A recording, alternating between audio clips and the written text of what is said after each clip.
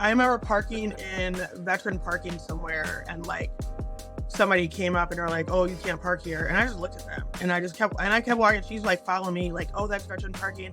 I said, "What makes you think I'm not a veteran?" So I was literally at one point looking at her and I said, "Do you want to just ruin my whole life?"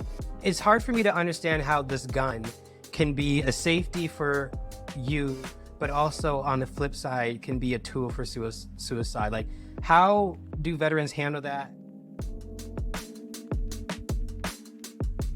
Perfect.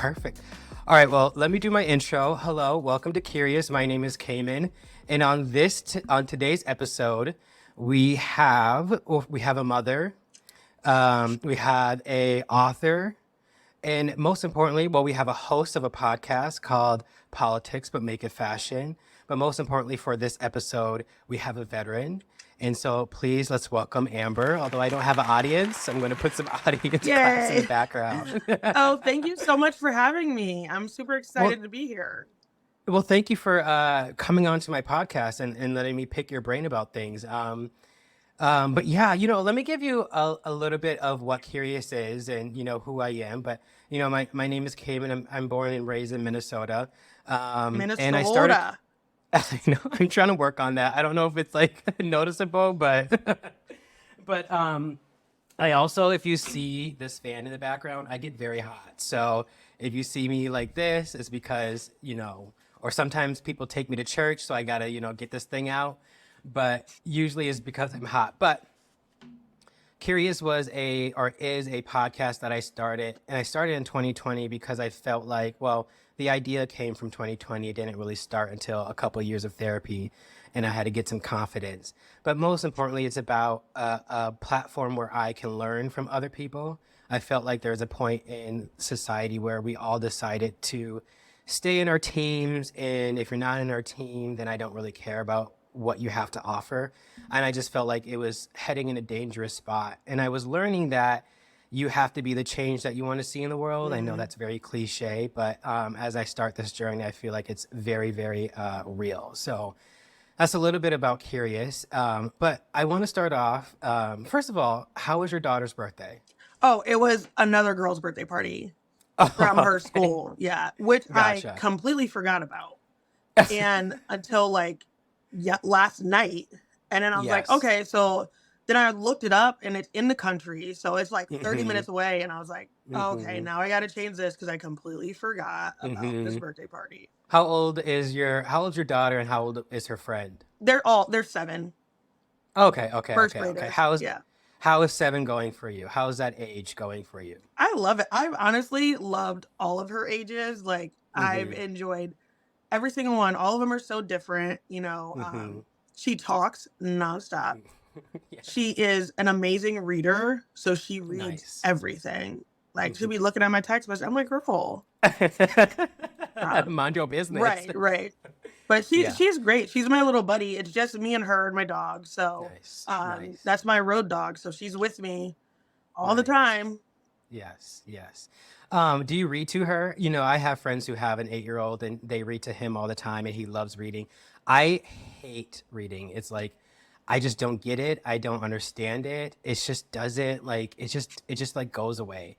But like I was listening to your book and you're doing a reading, like I can comprehend listening, Mhm. but like reading and my eyes moving, like I'll read the same sentence for 3 hours in a row and be like, what is happening? I have a hard time reading out loud because my brain hmm moves way faster than my mouth does. Yes. So Yes. Yes. I can read really fast, so I'm going. So sometimes it's hard for me to read out loud because Yes. I'm like, but she likes to read herself. So Okay. she'll read the book. hmm So, Yeah. Yeah, I don't like read. I think part of why I don't like reading out loud is because I'm always an overthinker and I'm always second guessing things. mhm. But in school, when they do popcorn reading and they pick on you and then everyone's staring at you and you're like, fuck. And you're trying to be like, what is this word? What is this word? You're trying to read I real quick. hated popcorn reading Yes, me too. so much. So much because I literally would be done with the chapter and Yep. I never knew where we were because I was Yes. always just reading ahead. And, hmm I mean, some people just are not good readers. And I would just be hmm like, oh my God, hmm I can't hmm because I'm not hmm comprehending anything that you're saying, you know? Yes. And I know they I'm the do same it way. so to make sure you're paying attention, but Yes. yeah. Yeah. It's just, me and my friend, we talk about school, because she's now homeschooling.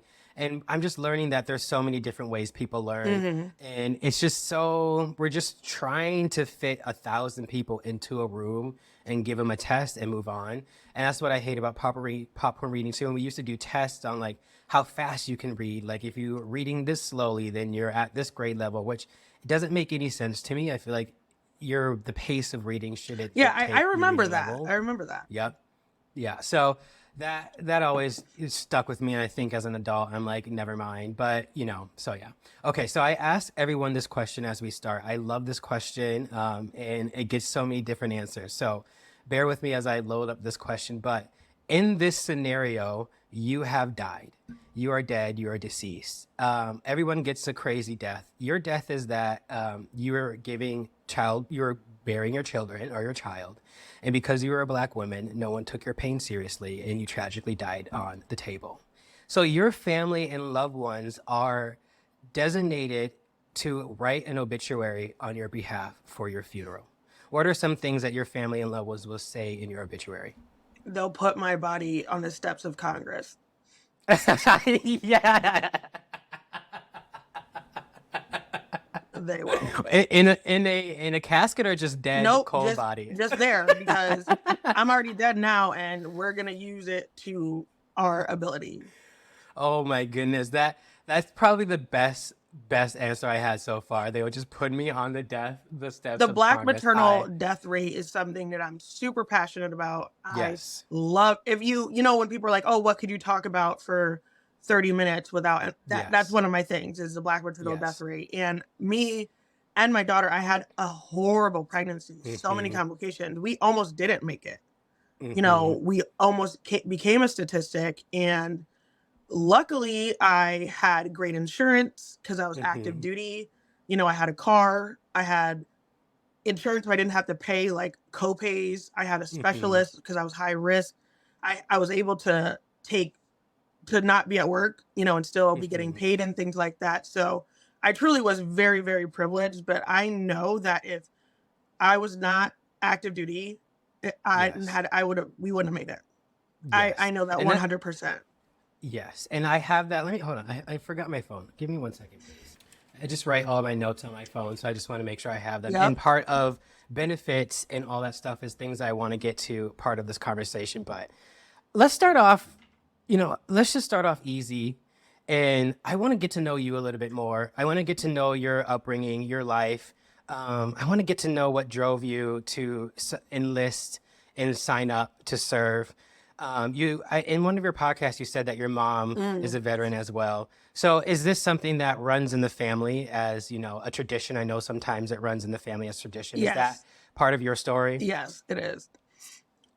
What did your mom do the Navy as well, or was she No, something she was else? in the army, and she Okay. literally was like, neither of you are going in the army at all because it's Okay. terrible. She was Mm-hmm. like, if you go in the Mm-hmm. military, you're going somewhere else, but not the army. Mm-hmm. Why did you choose the Navy? Like, why not the Marines or anything else? So actually, I chose the Air Force Okay. because they treat their people the best, and they have the best facilities and the best food. Mm-hmm. And if you are not doing your specific job, you're Mm-hmm. not working. In the Navy, Mm-hmm. if you're not doing your specific job, you still are working a whole 12-hour shift.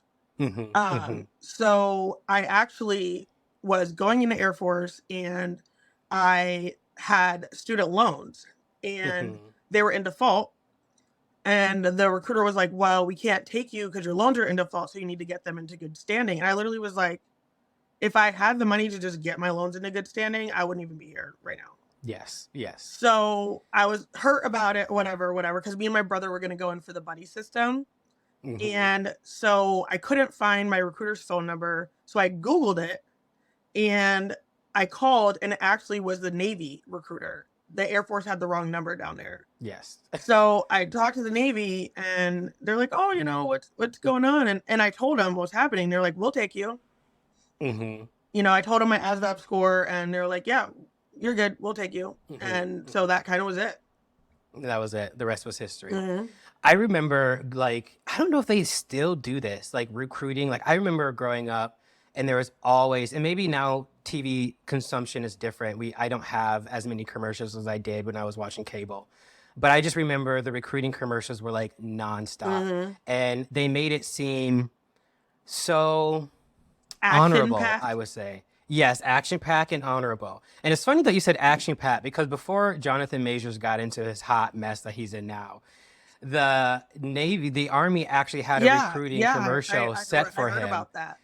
And I thought that was so fascinating to have technically a Marvel character, which is all Mm-hmm. about action, which is all about fighting, to be the face of Army recruiting. And it's like an actor. I just thought it was interesting because, you have a podcast called Fashion Make It Politics. And I feel like there's politics behind why they did that. Mm-hmm. They always talk about low recruitment rates, specifically, well, not specifically, but I think I'm looking at it why a black man as the spokesperson. And, when you're recruiting, I have a friend who's an Army wife, her husband's a vet, and she always says they're recruiting the poor and they're recruiting the dumb. Mm-hmm. So it's always interesting to see who they put as the face and their skin color and where they come from to be part of recruiting. But I remember getting those videos and I remember like getting mail, like sent in the mail, Mm-hmm. like Yep. sign up, sign up, Yep. sign up. And my mom would be like, no. She would like have a fit. She would throw it away. And my dad, he has a brother and had a dad who, or my grandfather passed. But both of them, actually 3 people in his family served. So he was like, well, like just check it out. But I grew up, so I was not going. I was like, no, ma'am, no, ma'am. My brother is too. So, and he, Okay. my mom really worries about him, and stuff Yes. like that, but he's been able to really excel in his career, but it's Yeah. not easy. Yeah. But with the recruiting and stuff, there are a lot of black and brown service members. When I got in, I Mm-hmm. was very surprised. I was Mm-hmm. not expecting it to be that brown at all. Mm-hmm. The army is like over 50% minority. So you have a lot Mm-hmm. of Asians, Pacific Yeah. Islander, Yeah. Latino people, Spanish, and you Yeah. have black. So Yes. That is a good thing too. Like when you go there, you're immersed in so many other people's cultures, and there's brotherhood. I don't want to say brotherhood because there's definitely women involved. So like a familyhood, a bonding, uh, a thing with so many different backgrounds. But yeah, I just remember like I was in high school. I just didn't know what I was doing. I mhm. didn't think that if I was signing up that meant like literally after high school that was my plan. And so they stayed on top of me and like called me and emailed me, and I was like dodging them. I'm like, no, sorry, I misunderstood this. I just thought like I was getting some more information. But my mom was like, absolutely not. Going through what you have gone through, would you allow your daughter to enlist? No. Why? It's not for the weak. Yeah. It's tough, but Mm-hmm. it's also easy at the same time. Mm-hmm. And you really have to be really assertive and really be a go-getter on your own Yeah. naturally and really be Yeah. able to kind of to excel, and because you want to use whatever branch you're in for everything they got, because they're going to use Yes. you for everything you have. Yes. But Yes. it's just yeah. Yeah. No, I agree. Like for me, I joke with my friend because I would like, oh man, I would have been with all the guys, it would have been cool. I would have been, hey, like it would have been like a little matchmaker. But I struggle with yelling. Like I just don't do yelling. I don't do organized yelling.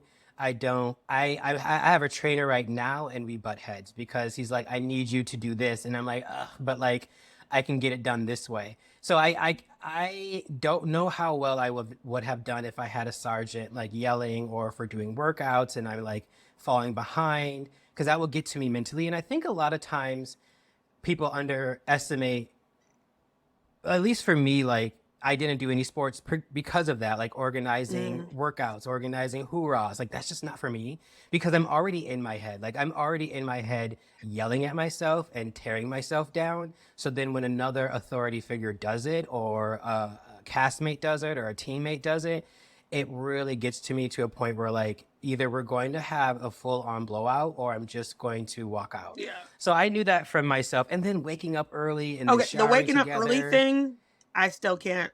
I don't even know Yes. how I did it. I loved working the night shift though because Yes. I'm a night owl, but Yeah. yeah, some of the stuff Yeah. was like I was like, what? But Yes. it's you have to be able to kind of if you so because I came from a military family and my Mm-hmm. brother went through boot camp before me. Mm-hmm. So I knew what I was in for. And I looked up everything. Yahoo Answers was Mm-hmm. really big because this was in the 2010s. Mm-hmm. And the amount of people that joined that never Yahooed or Googled or anything, what is astounding. That would have been me. Absolutely astounding. I was like, what do you mean you didn't look up like what your job is, what it's gonna be like, what boot camp is like? So I was watching all these people's stories and stuff, and I knew like what I was in for, and I knew there's gonna be yelling for no reason, Mm-hmm. and I literally just tune it out. Like Mm-hmm. I'm not even listening to you because Mm-hmm. I'm in my head. I'm not even Yes. listening. And I went in older. I was 23, and so for me, it was more annoying because I'm an adult and like Yes. this is stupid. Yes. And like you're punishing me because I don't know how to stencil my coat, my Yes. name on my coat, and it's like, when am I ever gonna do this? Yes. And you don't ever do it once you get out there.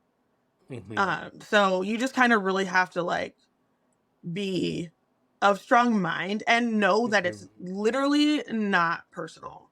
But there were times that I broke and was having a rough time and stuff. But Mm-hmm. Yeah. Yeah, I mean, going back to those commercials, like it's funny that you said people didn't even research. I mean, I'm 30 years old. I would never guess that people research. I thought it was as simple as you sign up for a branch that you want to sign up for, you just go. I didn't think like you need to do research. That's very because to me, as an outsider looking in, I would have assumed that if I signed up, I'm going to have a job where there's action, like where I'm finding the enemies and doing what I need to do when I get to those enemies, or like living in on the sand in these tents and stuff like that, like what you see in the movies and what you see in TV shows. But having people who are veterans are like, it's definitely not that. Like you can have a different job in computers, you can have a job cooking, you yep, can be a janitor. And I was like, oh, I would have literally just signed up my entire life to go overseas and do what I need to do overseas. So that's good advice if anyone's ever listening to this. Like, do your research before you sign up. So, yeah. yeah, because when they're trying to tell you what job to pick and they're going over Yeah. everything, the recruiter's job is to get you in. So Yeah. they're gonna lie to you, and you have to Yeah. know that. And Yeah. I was actually talking to a friend of mine's like nephew last night, and he was like, Mm-hmm. "Oh, well, my recruiter said this," and I was like, "That's not true." And I was like, Mm-hmm. I don't know your recruiter, so I'm not gonna talk about him personally, but I was like, they lie to you because they're trying to get you in, so Mm-hmm. you have to take Mm-hmm. everything they say with a grain of salt. So Mm-hmm. that's why I would look it up because I was like, Mm-hmm.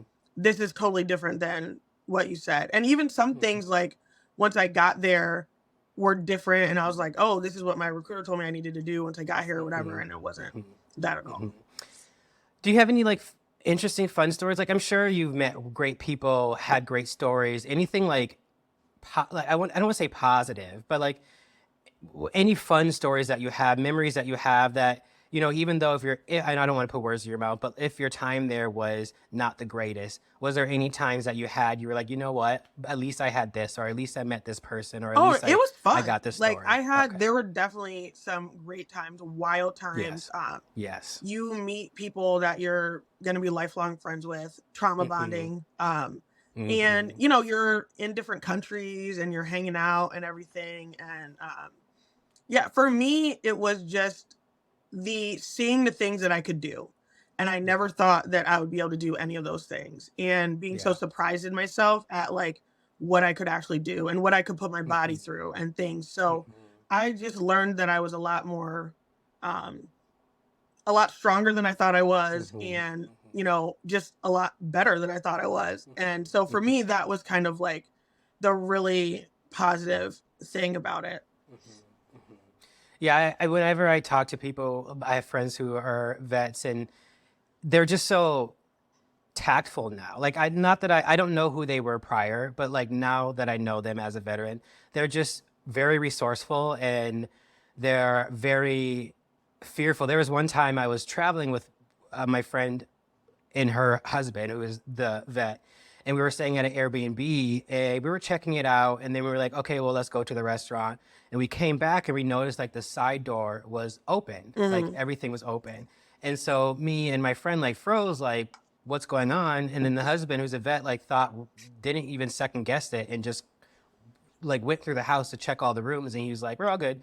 And I was just like, wow, I like, for me, I guess as a guy, I felt like less of a man Mm. because I froze and I was like, I don't know why this door But is the thing open. is, I don't they know who's train here. you to, so you train and practice over and over and Yeah. over. So when there is a situation, you just do it. You don't even think about Yeah. it. So there's Yeah. some people who are going to naturally just respond in emergency situations. Yeah.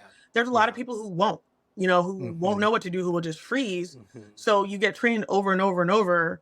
So when you're in those high stress situations, like you Mm-hmm. already just know what you're supposed to be doing, where you're Mm-hmm. supposed to Mm-hmm. go, Mm-hmm. like what's supposed to happen. Yeah. Yeah. Well, thanks. Thanks for making me feel like my manhood is not on No, no, no. Yeah. the line.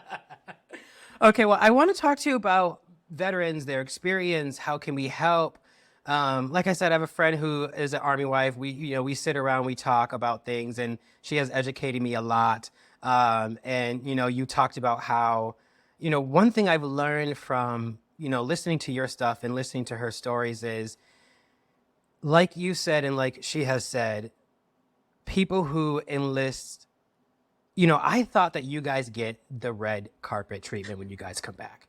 I thought you guys get, I mean, you walk into the store, you show your card, it's a wrap. Groceries are on me, the food's on me, Yeah. gas is on me. But me and my friend joke is like the most that she gets is like a free dinner at Perkins and a handshake at Home Depot, and that's pretty much it. Yeah. And so now to hear what these people go through, it sucks. In 2020, I realized that the government really doesn't care about us.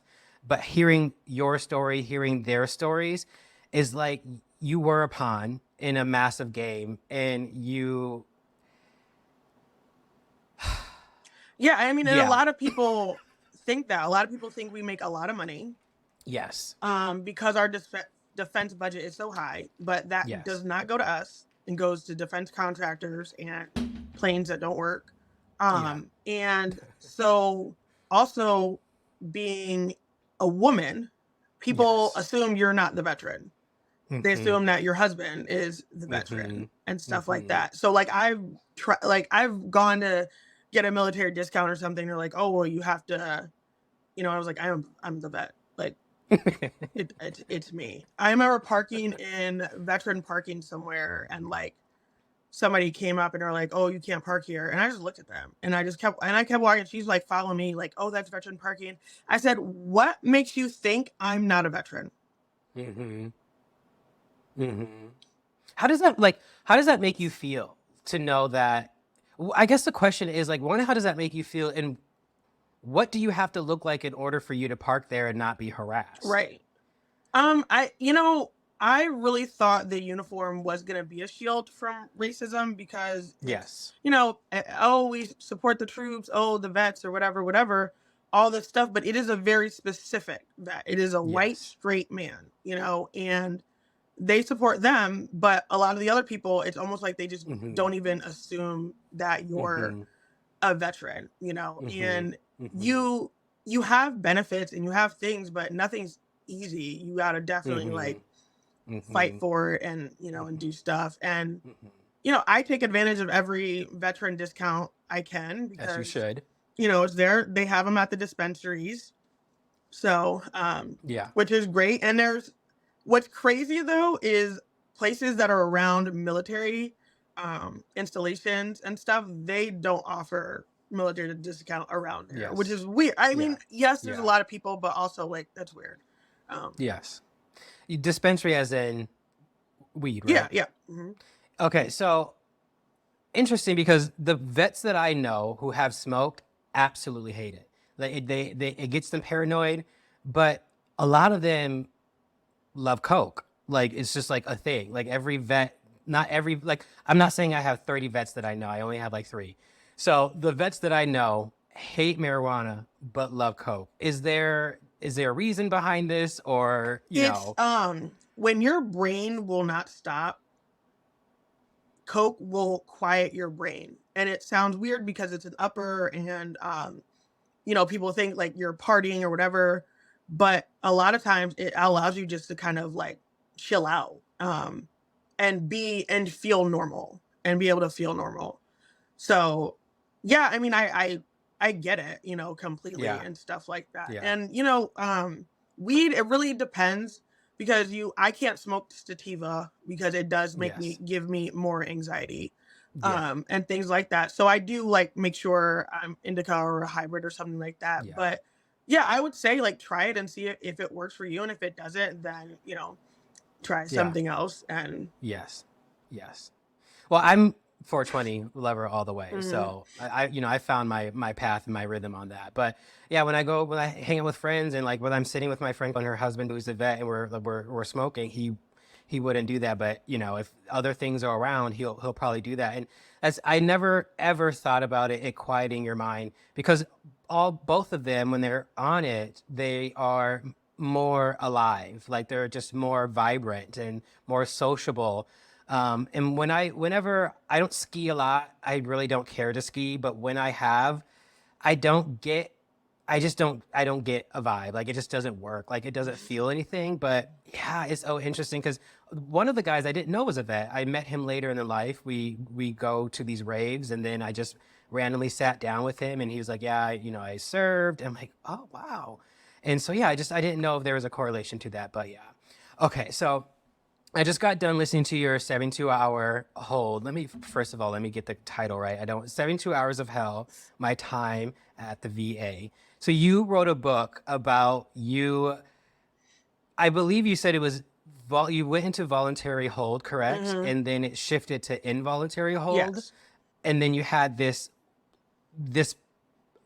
72 hours of hell, basically. Mhm. And you have this book on Amazon and on Kindle, so if anyone wants to check it out, it's a very short read. But also you have a podcast on politics, but make it fashion. You have an episode where you read that too, so if anyone wants to listen. It's shocking, it's scary, it's weird, hearing that story back, because we said, I thought you guys got the red carpet treatment, but then you get treated like, I just got done listening to the Britney Spears memoir, and it kind of was very parallel of, you want this help, you go to it and say, hey, I need help, please help me. And they quickly just take advantage of you and Mhm. quickly try to make a statistic out of you. And you describe, having these red clothes on. You describe not having products, no toiletries, laying on. And it's just like, that's what I hear when people have severe psych breakdowns, where Mhm. they're like a menace to society and they have that white, Yeah. straight jacket Yeah. on. Not someone who gave X amount of years to protect the same people who are trying to pull a fast one on them. Mhm. I don't even know where the question lies in that. Sometimes I just speak my feelings and just like hope for the best. But Well, what happened to me actually has been happening to other vets, yes. in the US. And Hmm. that is one of the reasons why, sorry, I have allergies so bad. No, Um, go ahead. One of the reasons why I really wanted to put the book out and write it, Yeah. in Loma, I think it's Loma Linda, Hmm. they are under investigation at their VA Hmm. for Hmm. having vets who are coming in for help Hmm. voluntarily, and then like forcing them into an Hmm. involuntary hold. Hmm. And because of being a veteran, there's always, a line between for marijuana and guns. So if Hmm. you have a marijuana card, you're not supposed to have Hmm. guns. That intersection really is very veteran specific Hmm. to me. And vets are willing to go get help. And I know so many who want to go get help, but Hmm. because of situations like what happened to me, Hmm. or they've had those situations already, they won't, because they Hmm. don't want their life to be ruined. If you go on Hmm. an involuntary hold, like they say that it's not on your record or whatever, Mm-hmm. I worked for the government. Mm-hmm. You gonna find it. So I was literally at one point looking at her and I said, "Do you want to just ruin my whole life? Because this is gonna hinder the things that I want to Mm-hmm. do in the Mm-hmm. future, you know?" Mm-hmm. And Why? I just want to ask, like, why? Like, every time I listen to whatever, any podcast that I've heard that you had, I keep getting this question of why. Like, what is the point? What is the point to if you can't have you can't have a medical marijuana card and a gun? Like, what's the point of that? What's the point of if you go in involuntary, it messes up your record? It sounds like they can constantly just want to keep you mm, away from whatever it may be. And I can't figure out the reason why. And some people say it's money, but I think that's just such a cop out answer because there is money that you can make by providing veterans a better life. right. We know this. So what is the whole point of making their life more stressful and more hell when a lot of them are barely hanging on? Right. So I just like is there a point have when you have done your research, when you have done your fighting, when you have done your stuff, is there a point? Is there a reason why?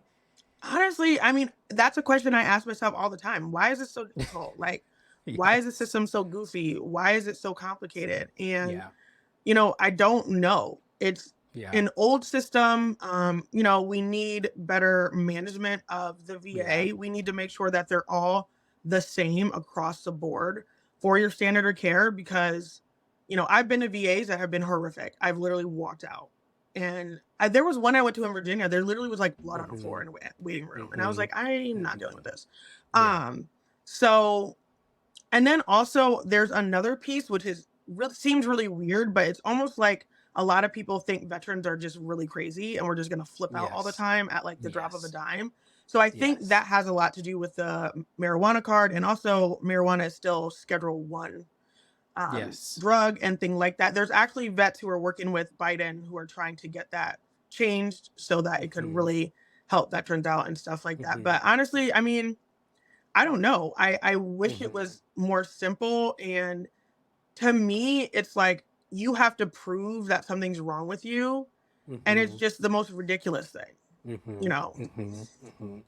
I have a trainer who's a vet, and sometimes he'll be in the middle of a session, like on the phone with VA, like, Mm, oh my God, I almost like calculating the math because apparently how they sent it's like broken down by like percentage, and mm, you add up the percentage, and then you get whatever. And he's like on the phone and like flipping out, and it's just like in my mind. Once again, I thought before I had vet friends that when you do your time and you come home, you have your medical care is taken care of.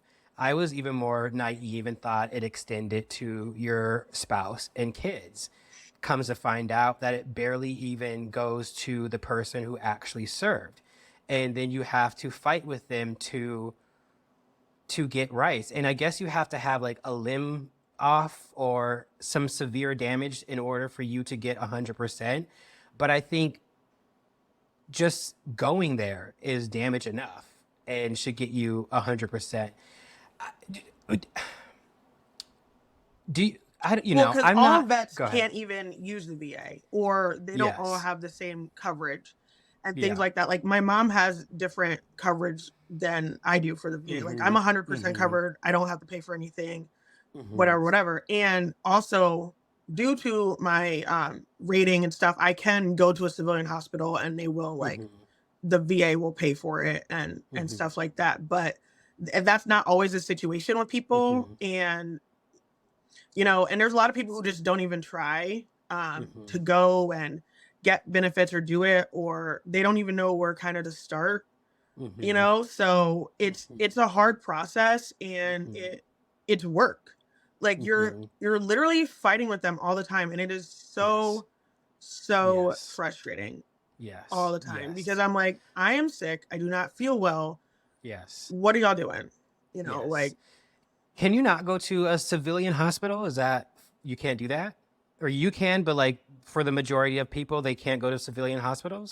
it really depends. If it's an emergency, then yes. If you live far away from a VA, then yes, but you still have to connect with them to let them know, like, this is the hospital you're Mm-hmm. going to use or whatever. Mm-hmm. Um, Mm-hmm. but no, because there's sometimes you'll get medical bills, and Mm-hmm. from using a Yeah. civilian hospital. Yeah. Yeah.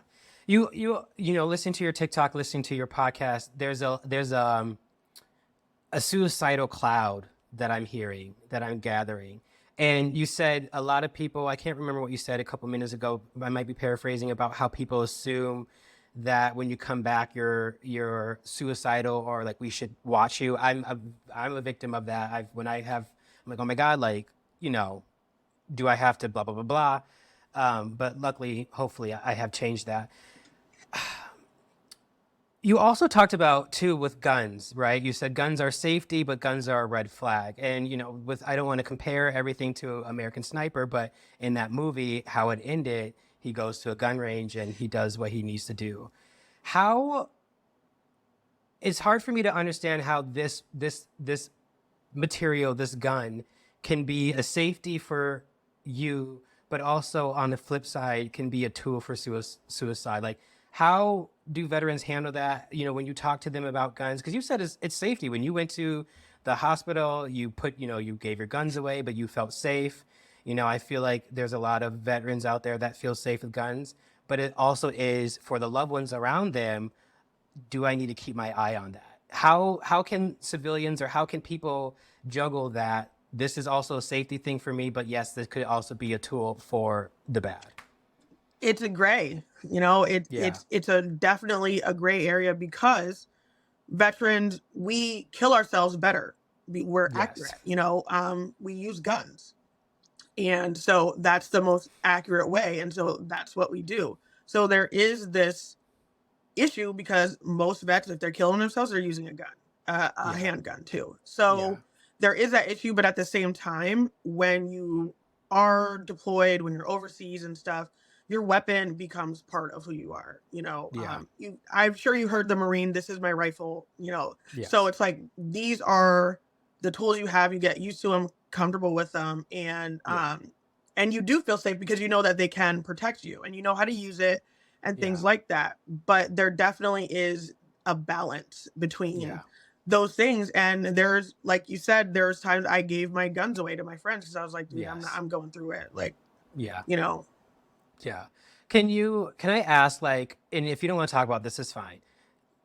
What goes through, I don't want to say what goes through your head, but I can't bring myself to understand the looking at this piece of material and saying, this is it, this is how it's going to end. Because you also said that people, uh, some veterans live a life just for their kids, which hurts, because once again, I have a friend who, recently he's found great medication for him now that helps him see life differently, but it took a long time. mm, How can people who are around these veterans, um, I guess, be a safe space, be a shoulder to cry on? I want to relieve this suicide gray area. I want people to be more aware of it and help them out. Is there any tools or techniques or things that you can tell people when someone who's a vet is going through those moments? What can we do? What can we say? And how can we help? you know, um, we're pretty blunt, and Mm-hmm. our humor is dark. We cuss a Yes. lot. Yes. And also we say very dark things, and Yes. you have to be able to know that. And you also have to be able to Mm-hmm. know that there's a difference between suicide ideations and, like, Mm-hmm. you're doing it, because Mm-hmm. a lot of Mm-hmm. people have suicide ideations where every day they're Mm-hmm. thinking about killing themselves. Like, Mm-hmm. I'll be driving and I'm like, if I just ran into the cell phone pole, like, Mm-hmm. what would Mm-hmm. happen, if I just don't wake up or whatever. And you know you feel like a burden on your family, Mm-hmm. because you're Mm-hmm. fucked up, Yes. and you now need maybe special help, or like you're not the Yeah. same as you were, it's more complicated or whatever and stuff. And you feel bad, and you feel Yeah. bad for your kids that they have a parent that's fucked up, and like Yes. gets super depressed sometimes, and can't get out of bed, and like can't sit in a living room because it's too open, and needs to be with, Mm-hmm. like, somewhere with one exit and one entrance, but then also know that that's not safe because I need to get out and they're coming in. It's this whole thing that's going through. So be able to have an honest conversation with them and be straightforward. Ask them, are you going to kill yourself? Straight. And people think you can't say that because that will make somebody kill themselves. It's not. If somebody's not gay, me asking you if you're gay, that's not going to make you gay. If you're not suicidal, me saying, hey, are you going to kill yourself? That's not going to make you go kill yourself. You're not all of a sudden just going to but ask people up front, be really blunt with it. And if you know somebody's struggling and hurting, we will isolate ourselves and we won't answer the phone and we won't text you back. We millennials, we don't like people showing up to our house, but I will say if you're worried about somebody, show up to their house, make them some food. Just be there for them and hang out with them and tell them that, if you need me to stay at your house so that you have somebody else here so you can sleep, those types of things, and be understanding and not feel like, oh my God, they said they want to kill themselves. Now I got to go like turn them in because that might be how they're thinking, but they're not going to do it, You also, sorry, just to let you know, I'm just looking at my notes. I don't want you to think I'm not paying attention. You've also talked about too, like being for civilians to understand that transitioning from military life to regular civilian life is a very hard transition. I've never had, no one has ever said that. I mean, I'm sure it's pretty self-explanatory, but like, what is hard about it? Is it coming out of this different environment and then all of a sudden going back to normal life and everything is good and everything is dandy, to normal life? What's hard about that transition, and what are vets dealing with the most when it comes to transitioning back to a civilian lifestyle? So a lot of it is you are around people all the time, constantly. So if you're, deployed or whatever, you're constantly around people. So there is a big loneliness issue when you get out because now you don't have anybody around you at all. And you're kind of just on your own. A lot of people don't have support systems for when they get out. They don't have, family members there or people that they can live with or help them out and things. And financial, that's the biggest one, is we need money. Like people are really struggling and, money gives you less stress because you're worried about your bills. You're worried about trying to work, but you can't work because you're crazy or you don't feel good or whatever. But you don't have a house or, you're going to get evicted. And the VA has programs, but they're literally only for if you're already homeless. So like if you're struggling to pay your rent or different things, I would contact your local, like here in, I'm in Scranton, Pennsylvania. In Lackawanna County, they have a veterans office and they have grants that you can go in and get. I think it's up to like $2,000. And you can only do it once a year or something like that. But there are things like that, but that's what people need. People need places to stay because it's not always easy to get a job as soon as you get out, so like you're getting paid and now you're getting out. And it's like, I have to be able to find a job. And also like you might need a break. And so there might be that gap. And I heard another vet said that to me. And, she was like, I just don't think people realize that sometimes you really do need a break. Like you might not want to jump right back into work or school or anything like that. So finding a job, it's not easy. And there is veterans preference, but a lot of stuff doesn't translate good to the civilian world, or people don't really know what you did and how that translates. So you really have to be good at wording it and, like reading between the lines, because when I worked as an instructor, I also did HR for 600 airmen and sailors. So, I did their check-in, check-out. We did wills, we did power of attorneys, if people needed their citizenship stuff, qualifications, trainings, all that stuff. And that is HR. So I went and I worked in HR. Technically, when you look at, if you would just look at my resume for some of the things, like you wouldn't necessarily know that, but I knew what I was doing and I knew that would translate over because I've done all Mhm. this stuff in the military world. This is just the civilian world now. But Yeah. if you're an infantryman or, I was a gunner's mate. So like what, unless I want to work in an armory or Brinks or something like that or security or whatever, there might not be a lot that's going to transfer over. So you really have to get into your qualifications that you did while you were in and really get creative with, how you word it and kind of telling and explaining what you did because people don't know. And Yeah. not using Yeah. military terms to explain it. You have to explain it in normal civilian way. Yeah. Yeah.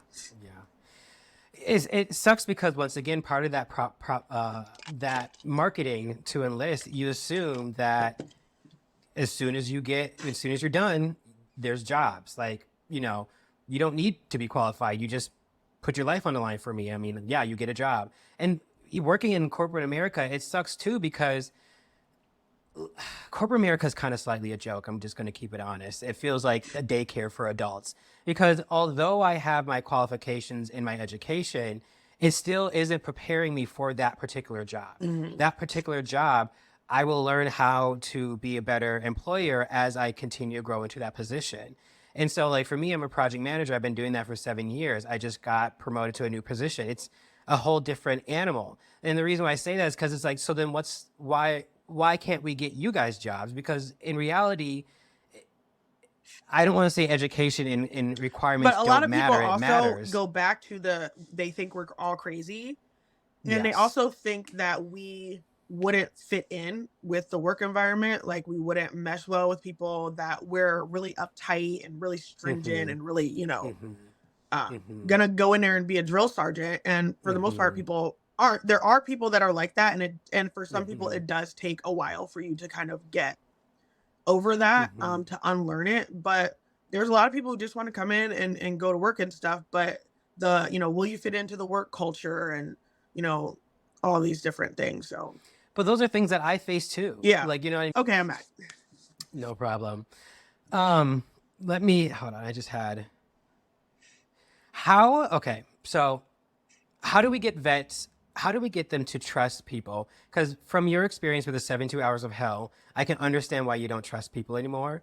But it hurts me because, I'm very sensitive and I want people to be happy and be safe.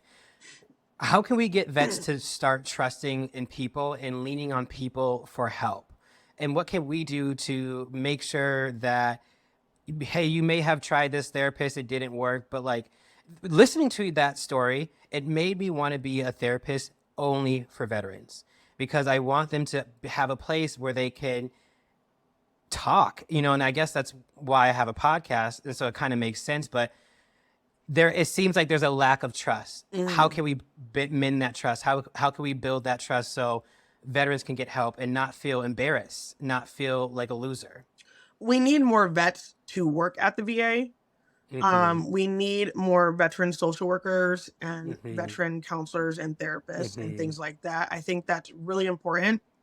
Also, be honest with people and say like, "Hey, I'm Mm-hmm. sure you probably had a really shitty time and they did this, this, and Mm-hmm. this," and say like what they did was wrong. They shouldn't have done that. They Mm-hmm. shouldn't have done this or whatever, and actually listen to people's concerns and Mm-hmm. work with them. If they say, "Hey, I don't want to Mm-hmm. take medication," okay, we'll figure out another way. Maybe you're gonna Mm-hmm. do acupuncture or Reiki healing, whatever it is. Mm-hmm. To be able to incorporate all those things because it's not one size fits all. It's Mm-hmm. going to therapy, maybe it's going to yoga, maybe it's smoking, maybe it's microdosing or a piece of all of those things. So it kind of has to work together, and the VA really needs to catch up because they still like when they know you smoke weed, like they literally will treat you like a drug addict. Mm-hmm. Yep. And it's like, are you serious? Yeah. My ex was a veteran Mm-hmm. and he was real sick, like Mm-hmm. dog shit sick. Mm-hmm. And I take him to the VA and we get there and they're asking him questions and they ask him, did he smoke? I didn't have time to be like, Mm-hmm. and he said yes. And then literally they were like, oh, well, you're sick because of smoking weed. Yeah. I was like, I've never even heard that before. I was like, No. he's throwing up, diarrhea, sweating, looks crazy. Yeah. And, and then she's asking him like, oh, well, why are you sweating? Or like, why are you shaking? And I'm like, because he's sick, You should know. Yes. and Yes. that they didn't even really do anything because that's what, oh, it's from smoking weed. And it's like, Mm-hmm. Mm-hmm. so, he was hurt and so upset and so sick still.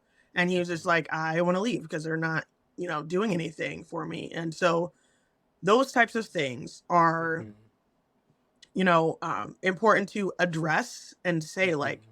we know this isn't right, Mm-hmm. and because we like honesty, we like people to be upfront with us and Mm-hmm. honest. And when they're not, like, we don't want to deal with it anymore. Yeah. Yeah. Have you microdosed? Yes, I have. I microdose too. Do you find it, and the person who I was telling you that doesn't like weed microdoses too, and they enjoy it. Do you find it that it helps you? Do you find I it that I it don't helps think quiet I've your done it mind? enough to like see the to do Benefits? it like on a steady basis, to be Yeah. able to do that.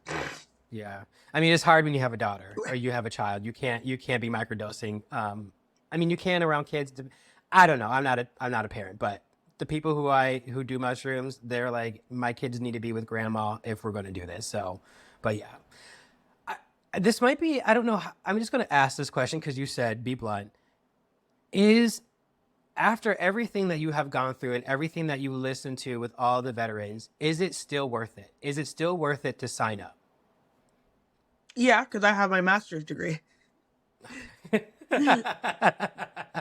My dad always said that everything comes with a It price. does. It And does. it took me a while to understand that because I thought he meant with dollar bills. But I realized that in this world, paying through dollar bills is a one way of paying. There's multiple different ways of paying.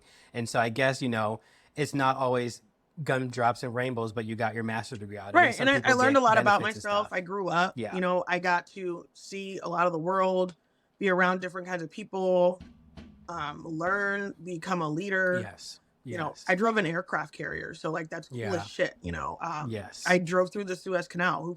How many people can say that Yeah.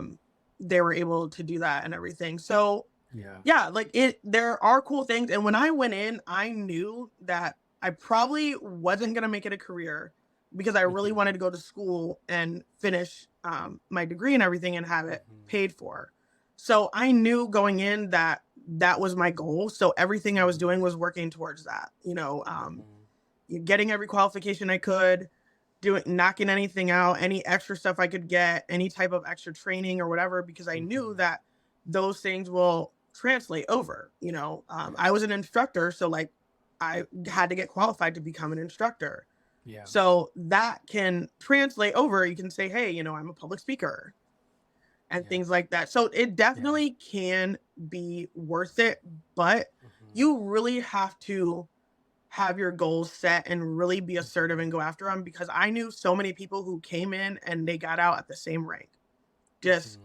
4 years and nothing really Mhm. to show for it or whatever. Mhm. And maybe if that was Mhm. your goal, then that's cool, but Mhm. if you it's easy to get your spirit broken, and it's Mhm. very easy to Mhm. come in, you're gung ho and you're ready to Mhm. go, and you get bad leadership or people who are already jaded and been in there for a long time, and Mhm.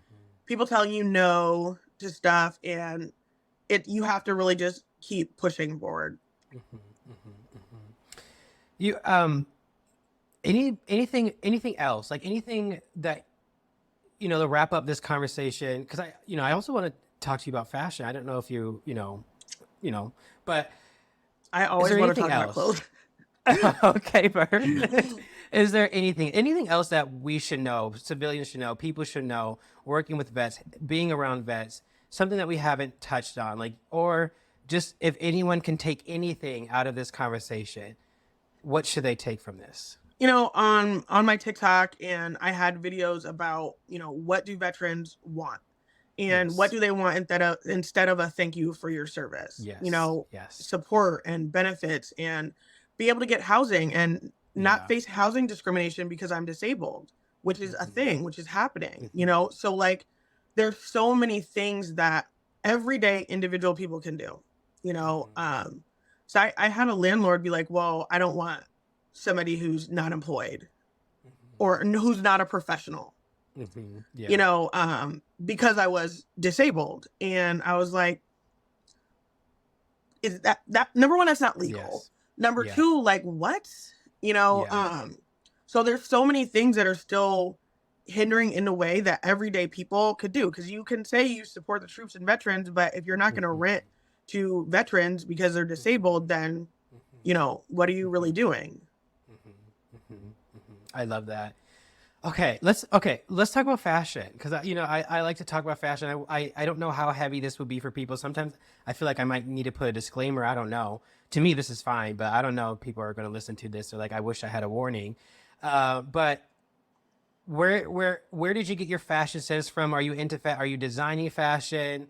Like, what do you like about fashion? What do you like? Do you have Um, designers? Do you like red carpets? Do you like the Met Gala? Do yes, you like Lady Gaga? So you like the Met yes, Gala? yeah, I Okay. love the Met Gala.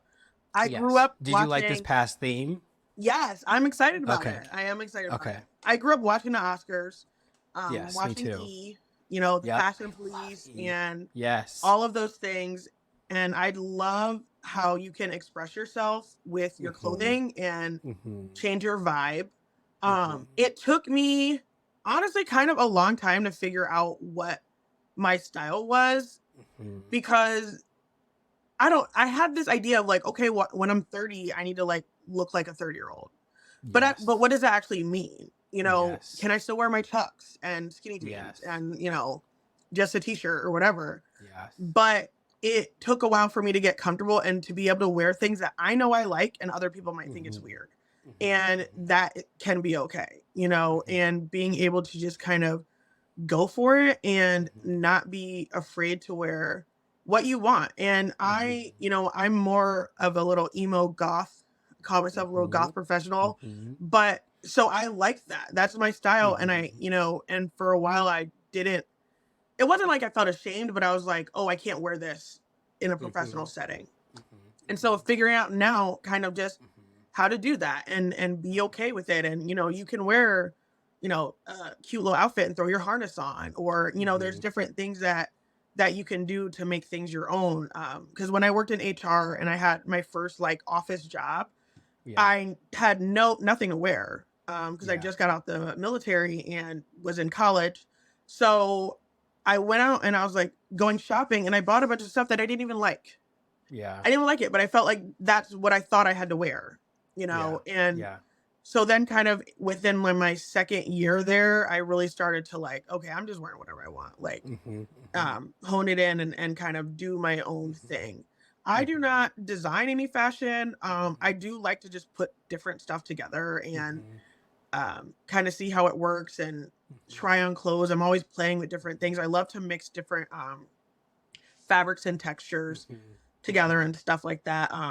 So yeah, I'm always ready to dress up and just go somewhere Yeah. to go Yeah. nowhere, But Yeah.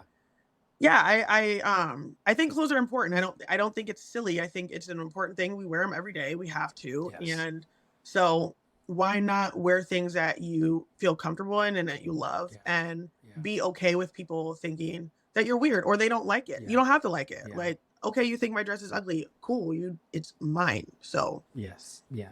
I love that. There's so many similarities. I mean, I remember I from what grade? Like first grade to second, third, or first grade to sixth grade, I went to a school that was uniformed, I and wore then I uniforms went too. from seventh grade to on. I went to a school that wasn't uniform, and that was the first time I was like, being introduced to what clothing was and brands and cliques and like American Apparel and Abercrombie were the big thing, and all the popular kids had them, and just really and E News. I mean, E News is in this podcast. Like I wouldn't be here or have the, aspiration if it wasn't for Juliana Rancic and Ryan Seacrest.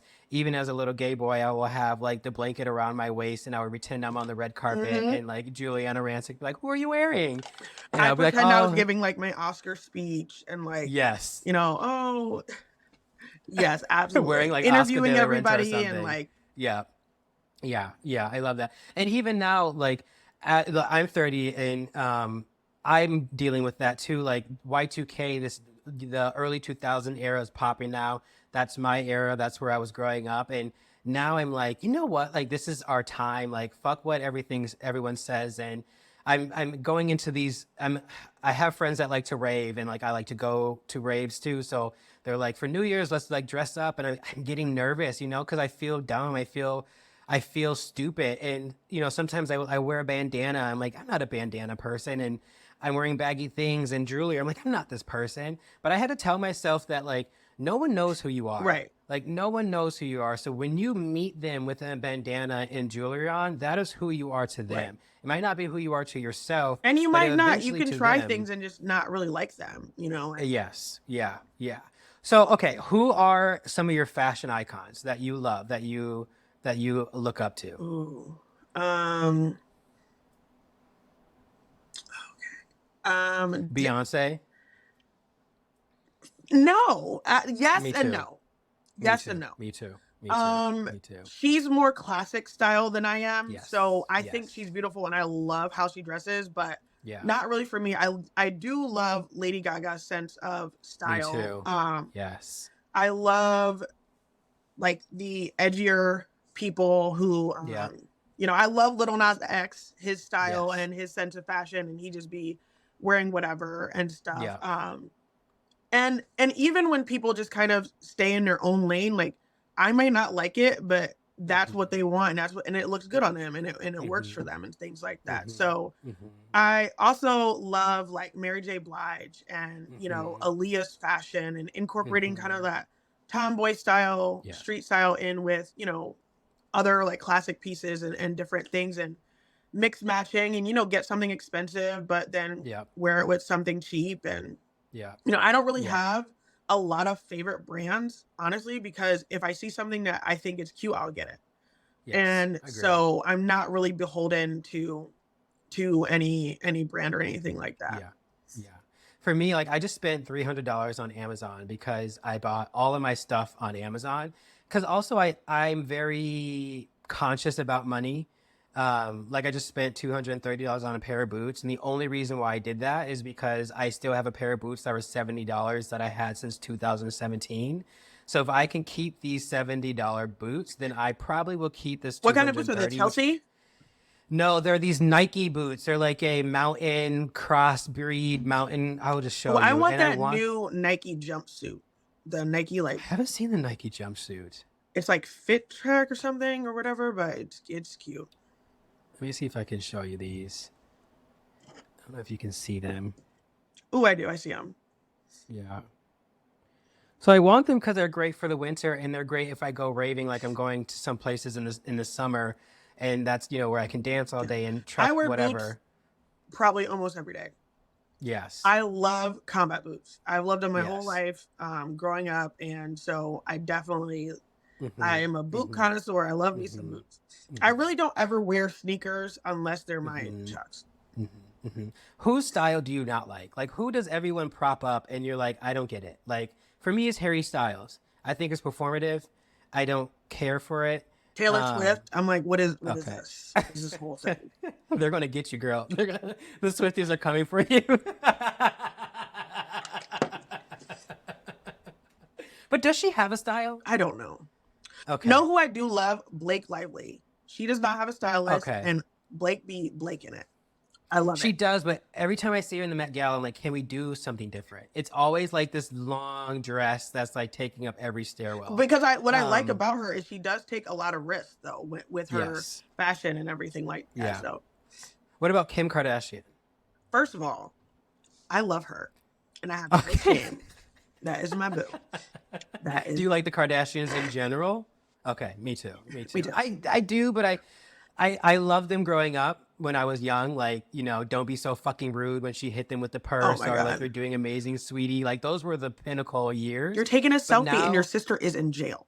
yes, I love that. But now when they're so rich and so famous and just so beyond, I can't relate to them or grasp them or anchor them to reality. But I know Kim is like a style icon, and sometimes she's in my Pinterest board. But yeah, but do you like her style? Do you I like do Courtney's because she just style? kind of I think she takes a lot of risks, and Yes. there's a lot of people who don't like her style.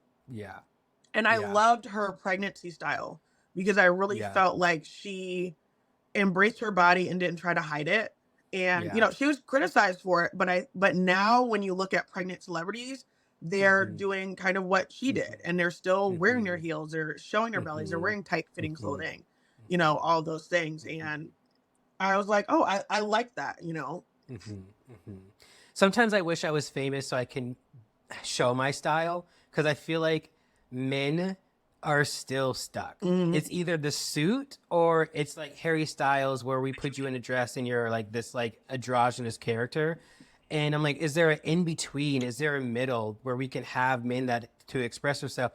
What's his name? Chadwick Boseman. Before he passed, he was at a Met Gala Mhm. and he had that He had white. a great sense of style. He Yes, he always looked did. so And I'm good. like, we need more of that. We need more of that. Or Zendaya, love yes, yes, yes. She's just like a walking model. Like she's just a walking entertainment. gorgeous. Like she's a walking billboard. Like that green dress with the red hair that she had one time is probably one of my favorites that she ever wore. And then for the Spider-Man premiere, she had some web dress that I think of all Yes, the time. absolutely. Yes, that was a good one. So did you like Fashion Photo Police? Like, did you like, because, Juliana Rancic said some things about Patchouli oil. Zendaya's hair. Yes. Yeah. I thought that was very stupid. Not what she Hmm. said. I thought they made a big deal about it. I didn't even know what Yes. patchouli oil was at the time, Yes. and I had Agreed. to like look it up. And I was like, okay, Yep. I'm so lost. I didn't Yes. understand why it was a big deal. Yeah. But I did. I loved watching it and just seeing people's clothes. Just Yes. looking at Yes. what they're wearing and Yes. and being able to look at that and saying, okay, how can I do something similar to this in real life with Yes. like Yes. no budget? How can I Yeah. kind of Yeah. like copy this or whatever? And that's kind of what I like, to see things and get inspiration and then be like, oh, well, let me see Hmm. how I can. Hmm. Hmm. Yeah, E-News was my crack. I remember going as a kid and like setting my TV to the channel before I left to go to school. So all I had to do was just turn the TV on. And then I love the pre-shows before the Oscars, like when people come on the red carpet and they're like, Yep. she's wearing fresh off the runway and stuff like that.